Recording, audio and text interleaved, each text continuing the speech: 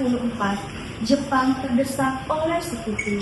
Jepang merasa keadaannya terancam sehingga Jepang memberikan janji kemerdekaan kepada Indonesia. Sebagai janji tersebut, maka dibentuklah BPUPK, dalam bahasa Jepangnya Dokurizu Jibunryu Sakai.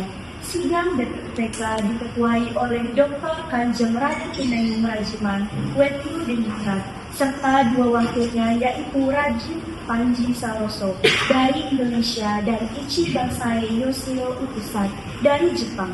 Diikuti oleh 60 anggota aktif lainnya dari Indonesia dan 7 anggota istimewa dari Jepang. Yang pertama saya nyatakan dibuka. Saudara Muhammad Yamin menyampaikan pendapatnya. Saudara-saudara, saya ingin mengusulkan dasar negara kita yang mencakup 5 asas. Pertama, pri kebangsaan. Kedua, pri kemanusiaan.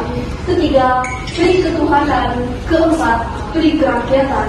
Dan terakhir, kesejahteraan rakyat.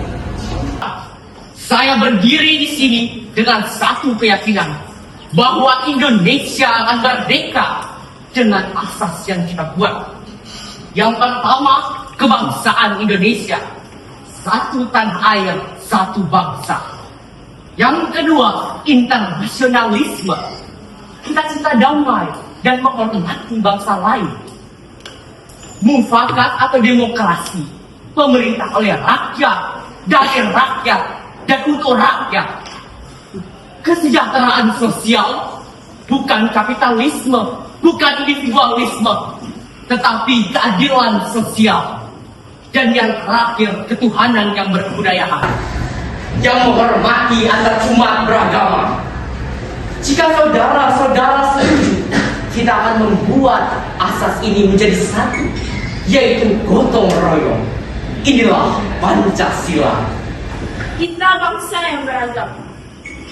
Dalam dasar negara harus mencerminkan kebebasan beragama dan kebersamaan dalam keberagaman. Saya setuju. Kita harus menjamin kebebasan tiap pemeluk agama. Kita bukan negara agama, tapi negara yang religius.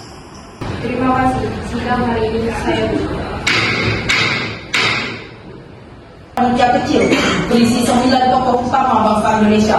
Mereka dikenal sebagai Panitia 9. Tugas mereka yaitu merumuskan dasar negara dan naskah pembukaan Konstitusi Indonesia. Maka dibentuklah Panitia 9. Panitia 9 diketuai oleh R. Soekarno dan wakilnya Mr. Muhammad Hatta.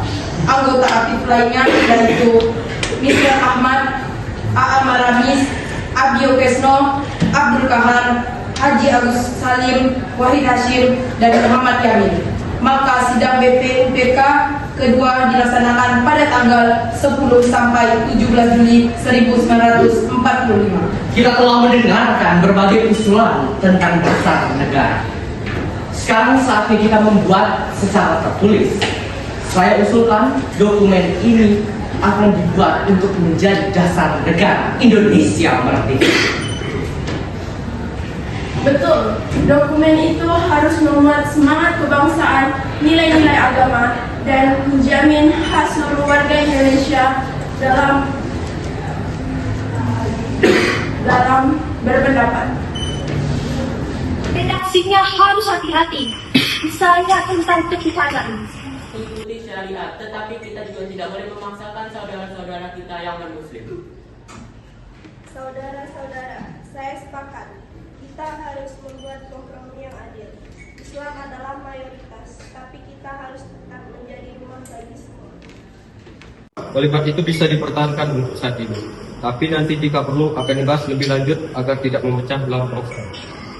Masukkan semua itu ke dalam dokumen yang bernama Piagam Jakarta. Gapai Indonesia merdeka.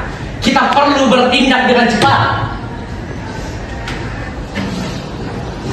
Baiklah, saya akan membacakan hasil sidang pada hari ini. Bahwa sesungguhnya kemerdekaan itu ialah hak segala bangsa. Dan oleh sebab itu, maka penjajahan di atas dunia harus dihapuskan. Karena tidak sesuai dengan pri kemanusiaan dan pri keadilan.